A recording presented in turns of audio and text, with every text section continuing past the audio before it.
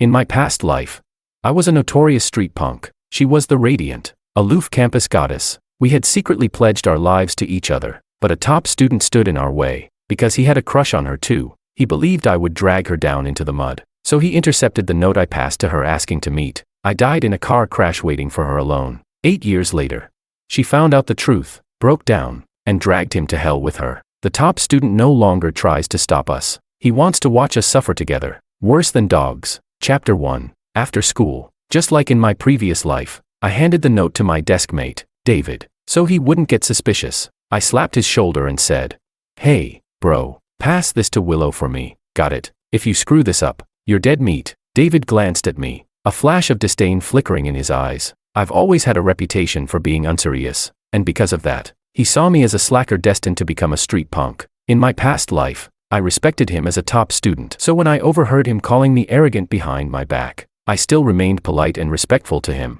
But in this life, all those good impressions have vanished. I just talked to him the way I normally would, just like before. He politely took the note and said softly, "Okay, he and Willow are neighbors and have a decent relationship," which is why I asked him to pass the note. The college entrance exam is tomorrow. I had a lot on my mind and wanted to see Willow in person, give her some encouragement. But David always assumed I'd use dirty tricks to win Willow over. He thought I'd pull her down with me. So in the past life, he threw away my note and never mentioned it when he saw her later that day. But this time, he's been reborn. He'll deliver the note to Willow, not because I asked, but because of the hatred burning in his heart. Chapter 2. In my past life, I had no idea David despised me. He was the total package, good-looking, brilliant, universally acknowledged as a top student, courteous to everyone, well-mannered, and also the class committee leader. All the teachers held him in high regard. I admired him too. So even when the teacher deliberately made him my desk mate, hoping the model student would somehow reform the delinquent, I didn't feel upset.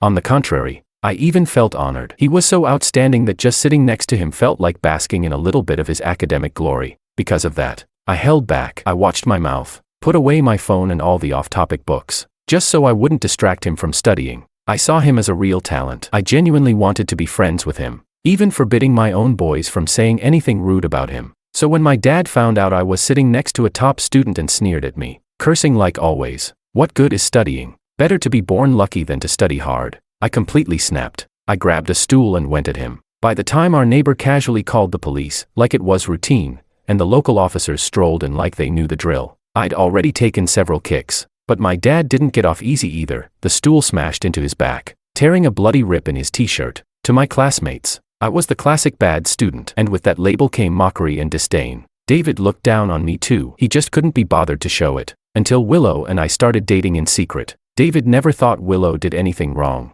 In his eyes, it had to be me, the lowlife, with some underhanded tricks, seducing the aloof campus goddess and pulling her down into the gutter. So, in his mind, any little flirtation between me and Willow was nothing but dirty tactics. That's why, when he quietly pocketed my note and never gave it to her, he didn't feel the slightest guilt. All he felt was a sense of righteous accomplishment, like he had saved an innocent girl from disaster. Even after learning about my tragic death in the past life, he didn't feel bad. He just chalked it up to coincidence. Bad luck. Deep down, he believed it was exactly what I deserved. I'm Makoto, a notorious street punk with terrible grades, a screwed-up family, broke and reckless, and I had the audacity to try to drag the untouchable goddess off her pedestal. Of course I was bound to die. David, on the other hand, always stood tall on his moral high ground, a beacon of righteousness. Chapter 3. In this life, David handed the note to Willow. On the very night that had torn us apart in the past life, I saw her under the streetlight, just like we'd agreed. She ran toward me, a little out of breath. Her fair skin flushed pink. Beads of sweat clung to her short hair, and her dark eyes shimmered as if soaked in water. I held up a small box of ice cream,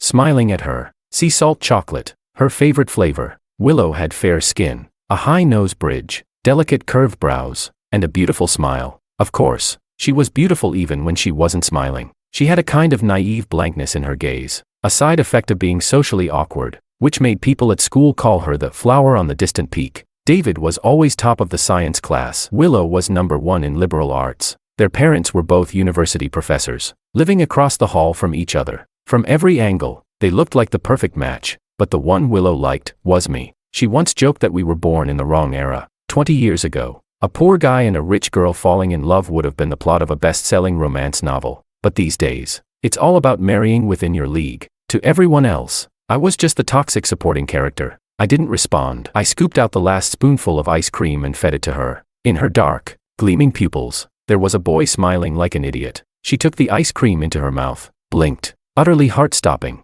I was just about to kiss her, when she suddenly grabbed my hand and pressed it against her chest, just slightly to the left. Thump thump, thump thump. Through the cool, silky fabric of her shirt, I felt the wild rhythm of her heartbeat. She looked up at me, her eyes soft and full of emotion. I whispered, "Willow, you'll always be the heroine of my story." She blinked again and threw herself into my arms, hugging me tight. Such a cheesy line. Say it again, but better. That kind of question was harder than any math problem. A few seconds passed, and then she laughed softly. "You're so dumb. Why would I ever hate your cheesy lines?" So I gave up on words, and kissed her instead. The kiss was long, intense, breathless, until we had no air left in our lungs. She leaned against my chest, breathing hard, listening to the loud pounding of my heart through my ribcage. "Makoto, the college entrance exams tomorrow. Don't forget our promise." "I won't." My lips brushed the top of her head, my breath making her scalp tingle. She smiled and let me hold her hand as we walked through the summer night in the park. David knew Willow and I had made a promise about the exam, but he didn't know what it was. He guessed that I must have begged Willow to bomb the test on purpose, to get into some low-tier junior college with me. When I heard that theory, I was speechless. This was the genius top student. How did that kind of logic not interfere with his grades? Did he really think the girl he'd been secretly in love with for years had the IQ of a potato? No will of her own, just a clay doll anyone could mold. Or did he believe I'd cast some kind of mind-warping spell that dropped people's intelligence like a rock? Our promise was actually pretty simple. Willow would apply to the top journalism program in the country, and I'd do my best to get into a second-tier university in the same city. We kept it secret because Willow's family wouldn't let her study journalism. Her parents wanted her to study medicine and become a respected doctor at a top-tier hospital. In our past life, David, driven by his self-righteousness and so-called love for Willow, decided to keep my note from her, thinking he was saving her from my influence. That decision destroyed the three of us. Hopefully this time, it's not too late. At 8:30, I walked Willow home and returned to my place. To my surprise, my dad wasn't drunk, wasn't yelling either. He was sitting in the living room, watching soccer with his legs crossed. When he saw me come in, he just grunted, "Where the hell you been? Go to bed. I've got stuff to do tomorrow. You're on your own getting to the exam." Not like I ever expected him to take me anyway. I shrugged and went back to my room. While changing clothes, I stared at my reflection in the mirror, and for the first time in a long while, I thought, I'm alive. Every breath I take moves my chest. Every word I say stirs the air. Everything about me is alive. I didn't die. I'm not some powerless ghost watching everything fall apart again. I clenched my fists. This time, I'll walk into the exam hall like everyone else my age. This time, maybe, just maybe, I'll walk toward the future with Willow by my side. This time, I am the main character. Chapter 4. The final bell of the last exam rang. I put down my pen, my arm aching from the tension of writing nonstop. Outside the exam hall, parents stood under the scorching sun, holding drinks and craning their necks, waiting eagerly. Some students clustered together, anxiously comparing answers. Others were surrounded by their parents, leaving like conquering heroes. The first person I saw was David. Unlike the buzzing crowd around him, he didn't look excited. In the past, I might have admired that calmness, but now I know, he's just repeating what he already lived once. David walked straight up to me. "Makoto, how did you do?" he asked. He rarely lowered himself to talk to me first. Maybe he wanted to confirm his assumptions. "Not bad," I answered honestly. "I think I might just hit the cutoff for second-tier universities." I didn't bother pretending to care how he did. He'd already gotten into a top-tier university in our last life. This time around, he'd only do better. David, Willow, and I were in the same exam center. While we were chatting, Willow showed up with 2 bottles of iced tea in her arms. She gave me a soft smile and handed me one. Then, hesitating slightly, she turned to David and asked, "Want one?" David shook his head awkwardly and asked, "How did you do?" From the way he looked at Willow, I caught a flash of disdain and hatred. He clearly, desperately, wanted to see her fall. The thought made my mood sour. A sharp, smoldering anger rose inside me. Willow didn't seem to notice anything off. She nodded politely. "Not bad," she said lightly. David looked a little surprised and asked instinctively, "You didn't mess up?" Willow blinked. "I don't think so." He paused, then shook his head, gave me a long look, and walked away. Willow glanced back, puzzled. "What's up with him?" I sipped my drink and said flatly, "Shouldn't you know what's up with your childhood friend?" Willow shook her head seriously. "He's not my childhood friend." We walked out of the exam center holding hands. The local news crew was filming outside. Doing a segment on the college entrance exam, a reporter with a microphone stood near the gates, interviewing a student. It was David. Willow and I instinctively let go of each other's hands. But it was too late, the camera panned right past us. That night, we were all over the local news. Campus couple walks out of college entrance exam hand in hand. The whole world now knows you're dating. Even this old viewer is jealous, such a pure young love. I stared at the screen, feeling cold waves ripple through me. So this was another move David made after his rebirth. A calculated maneuver to expose my relationship with Willow to the public eye. In our past life, he'd kept our romance a secret from her parents because he didn't want Willow to hate him. This time, he had no intention of protecting us, but he also didn't want to get his hands dirty. He wasn't going to run tattling to her parents himself. So the news segment was perfect. He volunteered for the interview, knowing the camera would pan right past us. It let him blow up our relationship in public, while keeping himself safely out of it. I heard the sound of a key turning in the front door. My dad was home. I was just about to head to my room when he barged in, crossed the floor in 2 steps, and yanked me into the living room by my arm. He cursed nonstop, dragging me forward with brute force. So you've learned how to date now?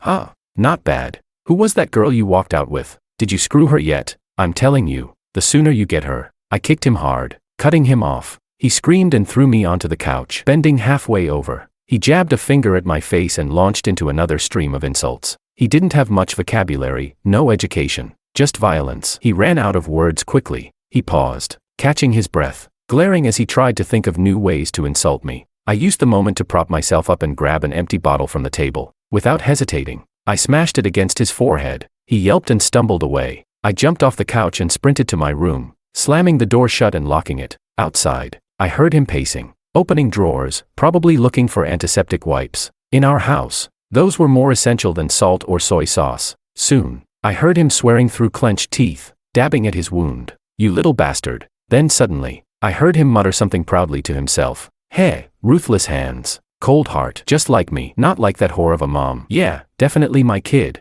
I slid down behind the door, my back to the wood, burying my face in my hands. This was my broken home, my messed up parents. So no, it didn't surprise me that David looked down on me. I couldn't even blame him that much. What I couldn't understand was this. He claimed to love Willow, but in our past life, he worshipped her like some untouchable goddess. Now, he sees her as trash, disgusting, beneath him. Has he ever truly tried to understand her? Does he even know who she is? Why she's so quiet? Why she avoids people? Why she struggles with anxiety? Chapter 5. Because of what happened with Willow, my dad and I got into a full-blown fight. I couldn't help but worry. Was Willow facing the same nightmare at her home?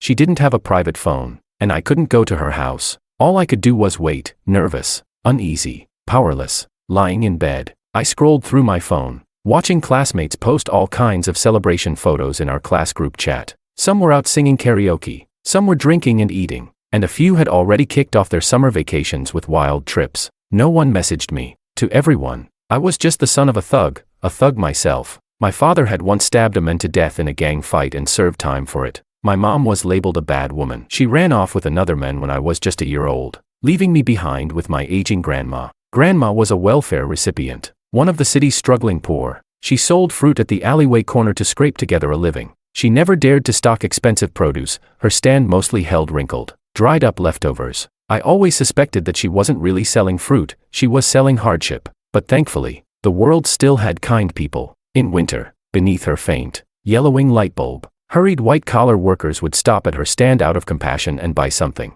just to ease their conscience, with that tiny bit of strategic sorrow, and the kind of endurance that only comes from waking up before dawn and working past dusk. Grandma raised me until I was 12. Then she handed me over to my dad, who had just been released early on parole. Her last words before passing were, "Be good to Makoto." Maybe she wasn't a saint by society's standards. Maybe her little fruit stand had a touch of emotional blackmail in it. But to me, she was the best grandma in the world. Whenever someone bought from her, her face would light up like a sunflower. She'd grin and tell me, "There's still a lot of good people in this world." That was my first understanding of how life worked. Be a good person that way. Grandma will smile that way. She'll like me. But my classmates didn't know any of that. To them, I was just a punk with dyed blonde hair, bad grades, and a cocky attitude, a troublemaker. There were rumors I was part of some gang, always surrounded by little henchmen, bullying whoever rubbed me the wrong way and dragging people into bathrooms to beat them up. Behind me, apparently, there were big-name gangsters who had my back. And of course, The juiciest part of the rumors? That I'd tricked multiple girls into sleeping with me, then milked them for money. The truth? It's honestly pathetic. As this so-called school delinquent, I spent most of my free time clacking away at a keyboard. My bad grades had less to do with ability, and more to do with how much I hated teachers. I instinctively tuned them out, like my second-grade homeroom teacher, who aired out my dad's criminal past in class and had everyone vote whether I should be banished to sit alone in the corner, or the fourth-grade teacher who slapped me for being late and screamed that I was a bastard. I hated them all, even when I got into a better school. With kinder teachers, that hatred had already been etched into my bones. I couldn't bear to listen in class, couldn't bring myself to accept them as teachers. I kept waiting for the masks to fall, to see their true faces, ugly, soft, greasy, bloated, contorted. But I wrote damn good essays. So good, the top class teachers often used them as model examples. The only reason I made it into the honors liberal arts class in high school was because the language teacher liked my writing. On a certain website, I'd even started making money from my stories. Some classmate on a cruise just posted their vacation expenses. Out of boredom, I did the math. My writing income was enough to pay for a trip for two. I scrolled through the feed one last time. Still nothing outside. I put down my phone and closed my eyes, ready to sleep. Then I heard it. 3 soft knocks on the window. Rhythmic, familiar. It was Willow. My home was on the second floor of an old state-owned factory dormitory. The building dated back to the 70s or 80s, crumbling outside, decaying within. Its only upside was the huge tree outside the balcony. Thick trunk, plenty of branches, perfect for climbing. Seeing Willow through the glass made my heart skip. Climbing trees wasn't that dangerous for her. Her face was pale, eyes dazed and unfocused. I opened the window and helped her inside. She pressed her face into the side of my neck and curled into my arms. I reached out and gently stroked the back of her head. A moment later, I heard it. Her quiet, muffled sobs breaking through the silence. Chapter 6. Every time Willow cried, it felt like a storm pouring down inside my chest. Heavy, endless, soaking through the mountains and rivers of my heart. I never cried. One of the reasons my mother gave for abandoning me was that I was born without tears. She said I was a cold-hearted, cursed child destined for a short life. Raising me would bring her no return. In high school, after earning my first payment for writing, I secretly went to the hospital for a checkup. The doctor told me I had underdeveloped tear ducts, a congenital issue. I'd need artificial eye drops just to ease the constant dryness. Willow was the opposite. She cried easily, often, and deeply. The first time we ever crossed paths was after school. In the gymnasium, I stumbled upon her sitting in the corner, face buried in her hands, crying silently, like I always did when I saw someone cry. I walked over and handed her a pack of tissues. She waved me off without even looking, her voice hoarse. Go away. I sat down quietly a few steps away, in the unlit corner. I crossed my legs and just watched her shoulders twitch now and then, suddenly and sharply, watched her chest rise and fall like a panicked frog, breathing fast and shallow, as if every breath she took couldn't make it past her throat. What did it feel like to cry like that? To cry hard enough to actually feel something release. Eventually, she ran out of tears, lowered her hands. Her reddened eyes scanned the dark gym in a daze. When she saw me, she jolted. Why, you're still here? She stammered. I stood up and patted the dust off my pants, just about to leave. Thanks, by the way. She frowned, probably irritated, but her curiosity got the better of her. Thanks, for what? Thanks for crying for me, I said, smiling. I was born without tears, you know. You have no idea how painful that is. Watching you cry, it felt like I got to cry, too. It was kind of cathartic. From that day on, we slowly grew closer. She began to tell me her secrets. To the outside world, Willow was the beautiful, smart top student, the campus goddess with a pair of perfect, golden parents. They were both professors, educated in the U.S., charming, articulate, and polite. No one knew the truth. Behind closed doors, the couple only agreed on one thing: raising their daughter with maximum efficiency and zero emotional mess. Everything Willow did had to meet their standards of optimization. After every meal, the dishes had to be placed in a designated position. Her bowl had to be spotless, clean enough to pass as rinsed. Her chopsticks couldn't have a single grain of rice on them. A poorly cleaned bowl meant extra work for the person washing. Extra work was inefficient. She was allowed 1 piece of fruit per day. No more, might cause diarrhea, but also not less. Vitamin deficiency would lead to illness. No snacks, none of any kind, because snacks might also lead to illness, and illness meant hassle. In short, every part of Willow's life had to be calibrated to avoid causing her parents even the slightest inconvenience. She was nearly a legal adult, but her room wasn't allowed to have a lock. She didn't even have her own phone. To seem civilized, Her parents bought the newest iPhone, but left it on the dining table as a shared family device. Willow could use it, but she wasn't allowed to change the password. And what happened if she disobeyed? Her parents were intellectuals. They didn't scream obscenities or throw punches like my scumbag dad. No, they had their own brand of civilized cruelty. They built a small, special, dark room at home, designed with soundproofing and blackout materials. Once the door closed and the lights were off, no sound, no light, nothing. Her parents called it a more advanced form of discipline. Every time Willow talked about that room, she trembled all over. Her earliest memory of the little dark room dated back to when she was 5 years old. On her way home from school, she bumped into one of her father's graduate students. That cheerful, always smiling older boy bought her an ice cream, then casually mentioned the encounter to her father. Her father locked her in the little dark room for a whole day. No food, no bathroom breaks. She had to relieve herself inside. Can you imagine? A 5-year-old girl, trapped in total darkness, alone with her own waste for 24 hours, down to the very second. She must have cried until her voice broke. She must have screamed until her throat went raw. But the world outside remained dead silent. All she could hear was her own crying and screaming. Eventually, even her own sobs faded away. Maybe then she could hear the faint trickle of herself wetting her pants. Every time I think of what she went through, a chill runs down my spine. Suddenly, my own dad, an ex-convict, a foul-mouthed bastard, seems almost endearing by comparison. A girl like Willow, of course, wasn't allowed to cry. Crying was trouble. It meant the adults had to deal with her emotions, and that was something they simply wouldn't do. So she had to find places to cry where no one could see her. But even school wasn't safe. That day, anyone could have walked into the gym. It just happened to be me. I told her she could come to my house, to my room, close the door and cry as much as she wanted. I took her hand, led her to see the big tree, pointed up at the balcony with the oversized wind chime. That's my room. Whether my light's on or not, you can always knock on my window. Just 3 knocks. I'll know it's you. I'll open the door. That summer after our second year of high school, Willow came to my house for the first time. It was after the placement exams. She had a fever during the test, didn't do well, ranked 5th in the year instead of 1st.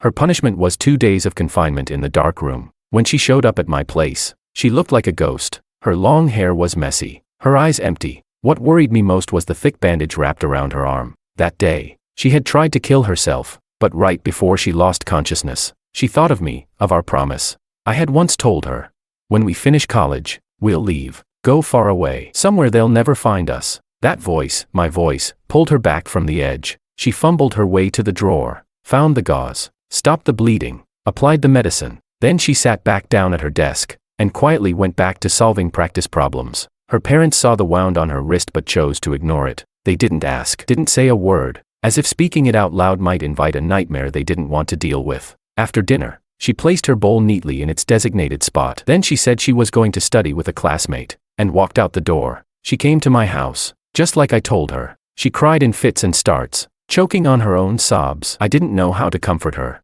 Then, almost like I was possessed, I leaned in and kissed her. That was the kiss that sealed our bond. So in a way, I guess I was the one who made the first move. Maybe that's what David meant when he called me shameless. Chapter 7. In our past life, Willow didn't learn about my death until after the college entrance exams. I don't know why, but after I died, my soul didn't vanish. Instead, it lingered, drifting around her and David, unable to leave. She went mad, ran to my house like a storm, only to find my father in my room, packing up my things. He slapped her hard, again and again, yelling at her to get out. Her lip bled, but she just stood there, dazed, hoarse and begging. Sir, please, please give Makoto back to me, please.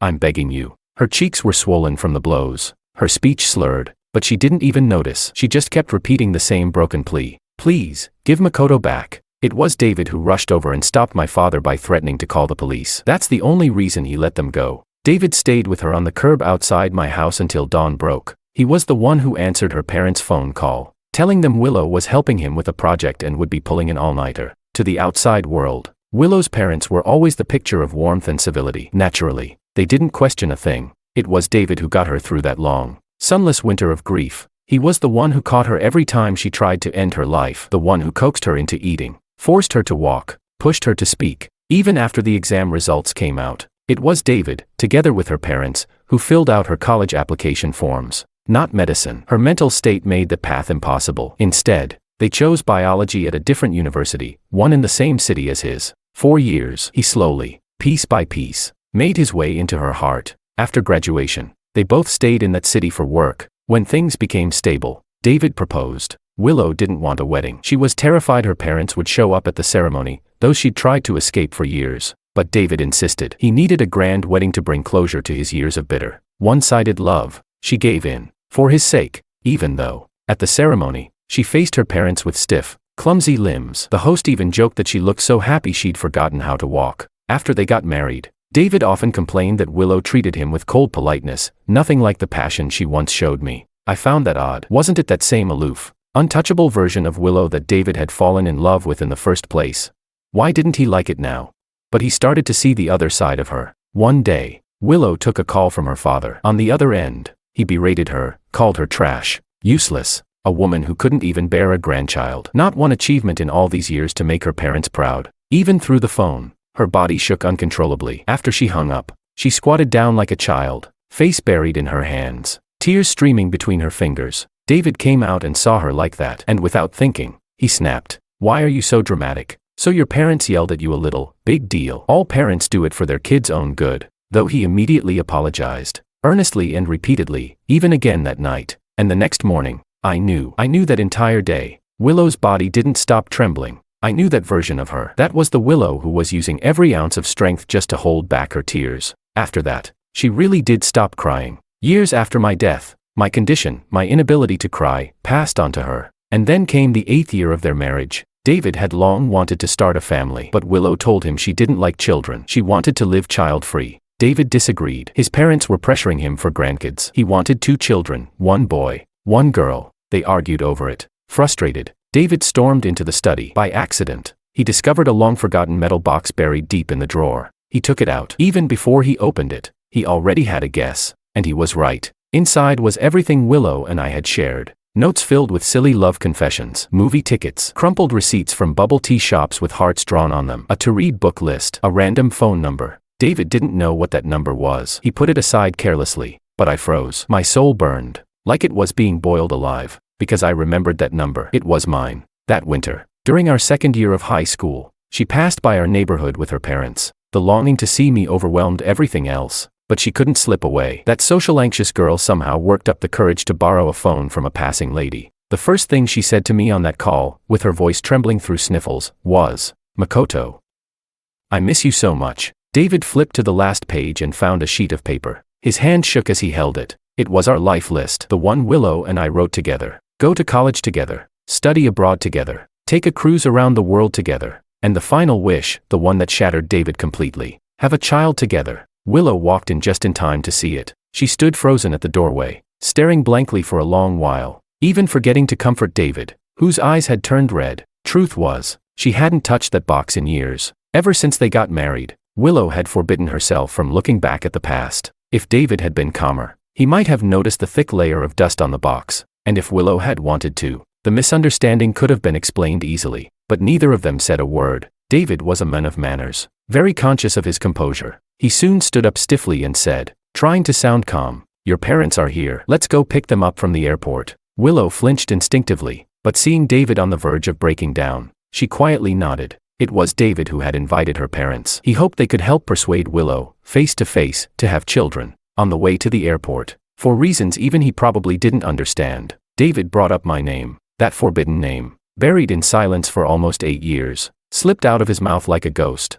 "You know," he said, "the night before the college entrance exam, Makoto wanted to meet you, but I didn't want him to distract you, so I never gave you the note. I wanted to lunge forward and cover his mouth. I wanted to block Willow's ears, but I had no body. I was transparent, powerless. I couldn't change a thing. All I could do was watch as Willow, who'd been focused on driving, slowly turned her head toward him, inch by inch, like a machine running out of programming. In a voice that sounded almost childlike, she asked, "What did you say?" "I didn't catch that." David panicked. "Watch the road. Willow, focus. What are you doing?" But she asked again, "What did you say just now?" I said, "I didn't give you his note." "Willow, that was 8 years ago. Makoto's long gone. You need to be rational." "I see," Willow murmured, nodding blankly. She turned her head forward again, lips moving in a whisper. I drifted closer to listen. She was saying, "Makoto. Makoto, I miss you. I miss you so much." And in the next moment, I watched her calmly spin the steering wheel and press down the accelerator. The car veered into a twisted arc across the bridge, smashed through the guardrail, and soared straight toward the river. No, Willow, no, don't do this. I want you to live. I want you to live well, I screamed, diving downward, trying to lift the car, to push Willow out, to open the door, anything, but I couldn't. I couldn't do a thing. Suspended midair, I trembled and screamed with everything I had. Willow, I never wanted this. It doesn't matter if you marry David. It doesn't matter if you two have a dozen kids. It doesn't matter if you forget me completely. I just want you to live, to cry for me, to laugh for me, to feel love, and be loved, to face this world gently, in my place. But no matter how loud I shouted, how painfully I cried, no one could hear me. It wasn't until 10 minutes after the car had fully sunk beneath the water that something changed. The space around me rippled. In a flash of blinding light, David and I were both pulled back to that night before the college entrance exam. And that's when I finally understood why I hadn't been able to reincarnate, why I hadn't moved on, because this time, the real story was about to begin. And this time, he wouldn't save Willow. He'd just watch, coldly, as she and I spiraled into madness and destruction. Chapter 8. Today's college entrance exam TV special was the first grand gift he gave us after being reborn. When Willow appeared before me, she looked just as pale and shattered as the day she first came to my house in our second year. The moment I opened the door, she threw her arms around me. Tears soaked my collar as she sobbed softly, and I gently patted her back. After a while, she sniffled, then opened her backpack. Inside were her ID card and student ID. She looked at me and said quietly, "My dad told me to break up with you. He said if I don't, I can rot in the dark room. I'm not allowed out until I come to my senses." This time, I didn't give in. I fought back. Makoto. No wonder there were cuts on her face and bruises at the corner of her mouth. I reached out to touch her cheek, but she winced and turned away. After a moment, she leaned back into my hand, rubbing the uninjured side of her face against my palm. Like a stray kitten with nowhere to go, she murmured, "Your dad's so violent, and you still dare to defy him. I can't let you outdo me." I couldn't help but laugh. "I'm not your average guy. You know, I'm a thug, a delinquent. I'm not scared of him." Willow couldn't stay at my place long term, so we talked it over and decided, why not go travel while we still could?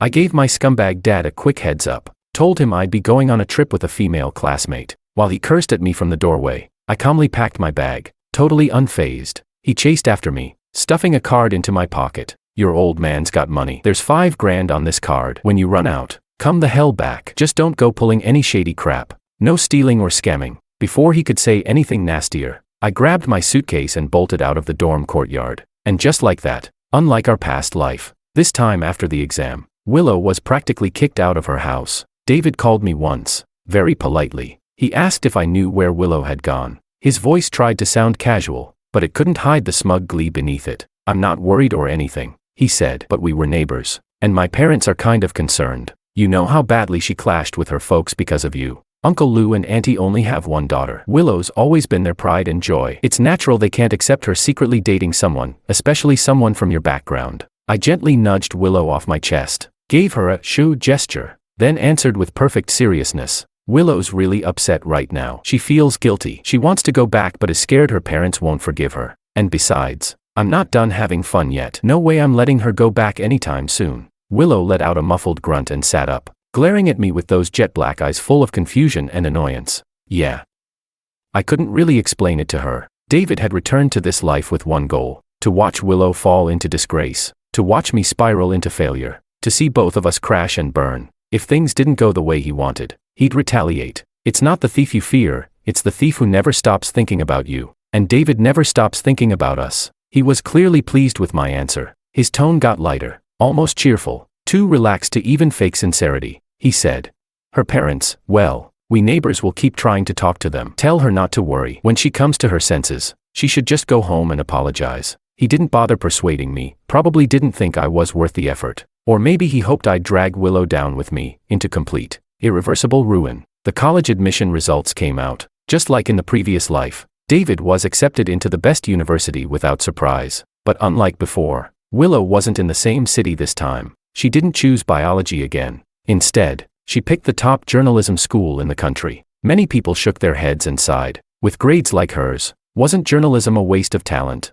David posted a tweet. The image was of a featherless phoenix pecking at grain with hens in a chicken coop. The caption read, "Everyone has their karma. Let it be. Don't interfere." Willow glanced at the tweet on my phone, confused. She didn't get it, but I did. He was reminding himself, never again. Never again would he play the savior. Never again would he interfere with someone else's fate. If Willow, once a phoenix, now chose to live like a hen, then he had no choice but to respect it. In the replies, someone kissed up. Your philosophical depth is awe-inspiring. Please enlighten us mere mortals. Maybe I really am the only one who understands him. He broke free, but no one knew. He escaped the abyss, and no one cheered. How bitter must that feel? If he didn't post something for attention, how else would the world know he'd cut his mortal ties and drained his golden sea of emotion dry? Chapter 9. Willow and I began our college life. Aside from my studies, I kept writing. The manuscript fees were enough to cover my tuition and housing. Willow was stubborn. Once her family cut her off, she gritted her teeth and started working at a tutoring center. By the end of the first semester, not only had she earned enough for tuition, but she'd also slowly overcome her social anxiety. For 4 years, we supported each other, carried one another through rough patches, and both earned solid results in our respective schools and majors. David, meanwhile, was living his best life. His WeChat feed was filled with glamorous seminars, friends of all colors, black, white, brown, you name it. Truly the kind of life where you laugh with scholars and have no dealings with fools. Every now and then, he'd call me, pretending to casually ask about Willow and me. Of course, I only told him the worst parts, twisting the truth, adding some drama, so he could keep imagining that Makoto and Willow are living like dogs, tearing each other apart, spiraling toward jail. He was satisfied, and so was I. Only when he truly let go, stopped watching us, could I finally breathe easy. In our senior year, David made it official on WeChat. He had a girlfriend, a junior from his grad program. I was overjoyed. Willow snatched my phone, rolled her eyes, and said, "You care way too much about David. Sometimes I really wonder, between me and him, who do you actually like?"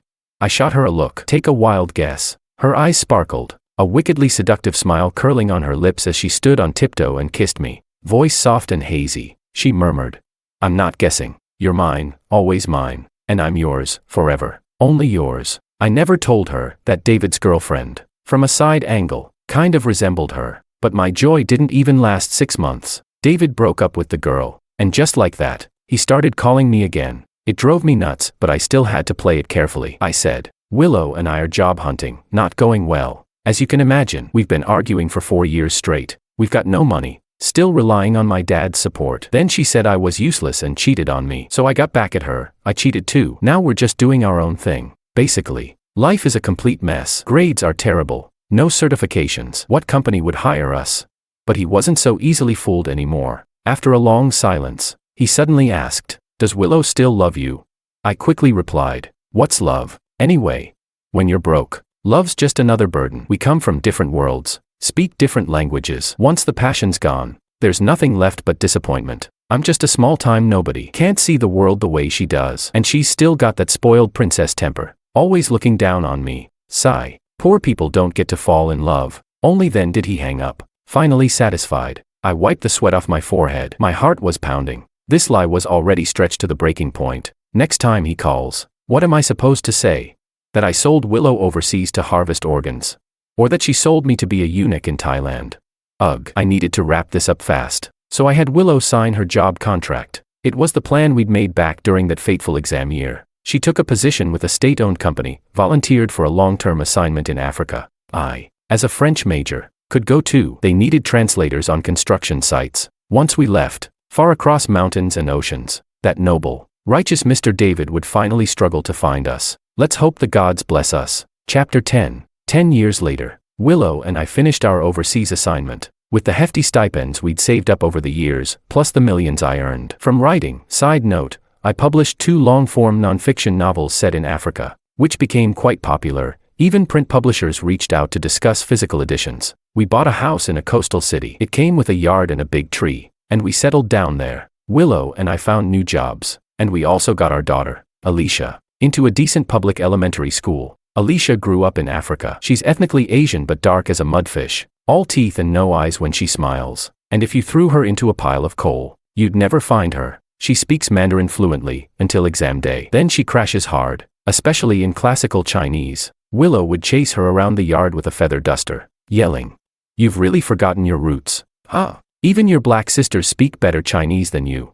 But Alicia wasn't scared. She knew I had her back. Just like a wild little African monkey, she'd leap with a swoosh and vanish up the tree. Well, that tree climbing skill, definitely inherited from her mom. Willow would grab the fishing rod and chase her down from the branches. And then, the moment she saw me show up, Alicia would leap down, wrap herself around my leg, and start fake crying like, wah wah wah. Honestly, looking at Willow now, flailing around and squabbling with her daughter, you'd never guess she was once the melancholic princess, the untouchable goddess. If the male lead saw her like this now, he'd probably cry on the spot, shake his head in disbelief. As for my trashy dad, after 8 years of joyfully harassing me over the phone, he suddenly went quiet. Turns out the woman who abandoned him and skipped town, my traitorous mom, finally got tired of playing outside and came back. And he actually let her. Apparently, the two of them never officially filed for divorce back then. So now, technically, maybe, sort of, they don't even need to remarry.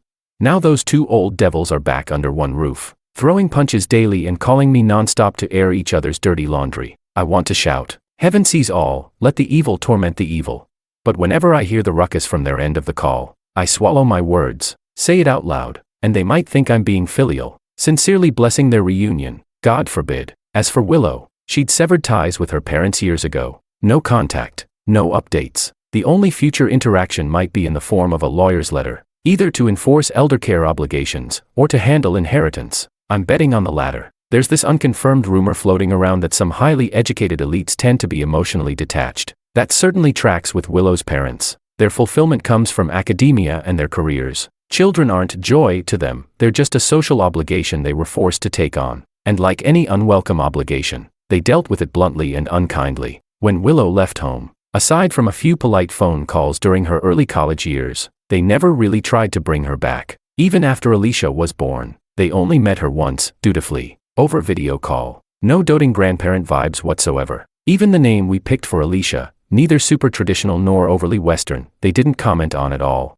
At this point, it's clear, staying out of each other's lives is the last bit of mutual respect we have left. Just when everything was finally settling down, I got a call from a number that had been silent for years. Makoto, said the voice. You and Willow are back in the country. Let's grab a cup of tea. Catch up. I froze for a second. The string in my head that had been relaxed for so long slowly tightened. Should I bring Willow? I asked. David went quiet for a moment. Then I clearly heard him sigh. Soft, quick. No need to bring her. Just us two men catching up. Chapter 11. David went out of his way to buy a plane ticket from the city where he works and flew over. We decided to meet at the bar in the 5-star resort hotel where he was staying. When he appeared, he was wearing a custom-made trench coat, luxurious leather shoes, and had his hair meticulously combed, a bona fide success story. He looked completely different from the studious class committee member I remembered, who used to wear black-framed glasses, shut out the world, and devoted himself wholly to books. Of course, time hadn't only changed him, it changed me, too.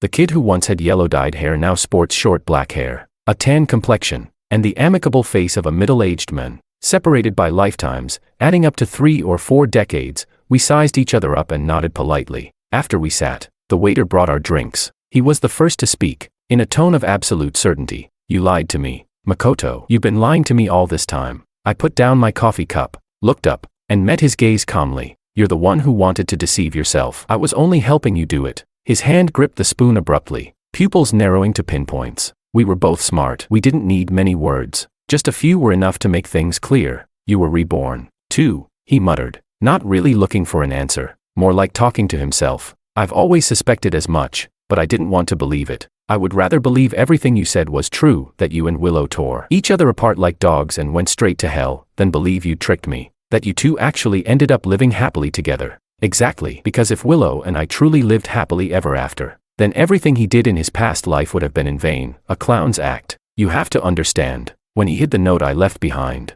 he genuinely considered himself righteous, trying to save a naive young girl who'd lost her way. If that pillar of belief was shattered, how could he reconcile it in his own logic? How could he cling to his moral high ground? But he quickly found a way. So you were reborn, too. Now it all makes sense. He folded his hands together on the marble tabletop, looking composed as he spoke. You must have turned over a new leaf and completely changed yourself, and that's why you and Willow's fate changed. Excuse me. That comment was drenched in condescension and arrogance from start to finish. David, to this day, do you still not see the root cause of why you failed in both of your lives? I leaned back as well, sitting up straight and meeting his gaze directly. I didn't turn over a new leaf, because there was nothing for me to correct. I'm the same person I was in my previous life. Willow is the same Willow as before. You lived across from her all those years, from childhood to adulthood. Yet you never saw her silent struggles or heard her unspoken cries for help. You refused to accept her moments of weakness or tears. You only wanted to imagine a flawless goddess to satisfy your lofty fantasies. It's all the same as before, unchanged, down to the last detail. My voice wasn't loud, but each word carried my past resentment, pain, and disdain. And you, just like in your previous life, remain arrogant and conceited, blind to the real person, fixated only on some simplified, fake persona. In your mind, you stubbornly believe that only people with good grades deserve others with equally good grades. Only families of similar social standing can have true, enduring love and marriage. The poor must be evil and cunning, because poverty breeds wickedness. The wealthy must be kind and just, because fortune nurtures virtue. But there's an old saying, it's often those of lower status or those who aren't taken seriously who value loyalty and affection the most, while those who are educated and knowledgeable tend to be cold and unfeeling. You think that because I was poor and did badly in school, my involvement with Willow could only drag her to hell. But have you ever considered that grades aren't the only standard by which a life is measured, that there isn't just one path to success, just like there isn't some self-evident formula for choosing a life partner? People spend a lifetime searching in this vast sea of humanity for the one who completes their soul, who can make them feel pain, tears, laughter, or joy. That person may not be perfect, outstanding, wealthy, or even healthy, but once you find them, you realize every step was worth it. Such a relationship isn't necessarily healthy. Take my own scumbag parents, for example. By any measure, they're the exact opposite of model parents, but I can't deny that, for each other, they might genuinely have been the one. Even Willow's parents lived their entire lives together in a cramped apartment, indifferent but under one roof, and they treated their daughter with the same detached attitude. Isn't that also some strange form of symbiosis? Life isn't a neatly drawn blueprint that only displays health, positivity, perfection, and virtue. Life is a tangled palette of colors, where light and darkness coexist, where baseness and nobility share the same canvas. Nature brings forth all kinds of creations, each unique, and that, precisely, is what makes our world so magnificent. I continued. Every person is the master of their own destiny, free to make decisions and bear the risks and responsibilities that come with them. That's the true joy of being human. Willow loves me for her own reasons. What right do you have to look down on her and arbitrarily decide what's good and what's bad? If your goodwill is rejected, you then go all out to drag both Willow and me down into the stinking gutter, into the very depths of hell. Do you really want us to rot and stink, so that we might repent, atone, and thereby highlight your supposed foresight and righteousness? Do you believe that because you excel academically and come from a high background, you are automatically just, morally superior, and an unchallengeable god? Must everything you desire always be served to you on a golden platter with deference?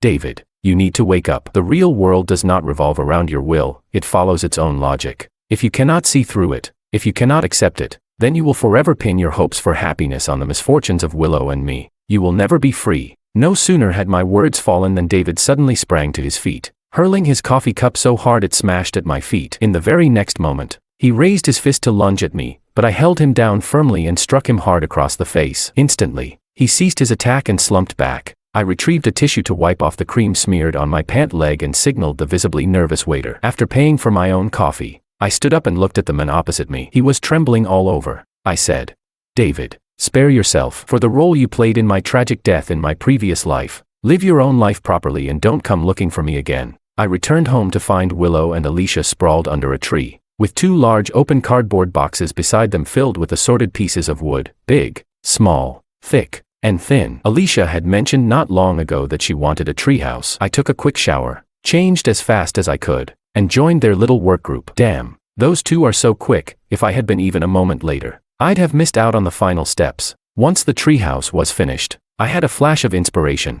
I grabbed a paint palette, and the three of us began to paint on the treehouse with our colorful little fingers in a whirlwind of creativity. Just then, Willow stole a quick kiss from me, then suddenly paused and cried out, "My soup is simmering in the pot." Ah, she clutched both her hands and, like a rabbit hit by an arrow, dashed into the back kitchen. Alicia gleefully climbed into my arms and, catching me off guard, smeared my face with oil paint. I wandered around in search of a handy stick and said, "You're in trouble now, little rascal. Have you written your composition today?" She shrieked, jumped down from the tree, and slipped into the kitchen, holding the stick. I stood before the treehouse, looking at my children, my beloved, my home. Amid the noisy twilight, the world and I shared a knowing smile. Life is truly beautiful,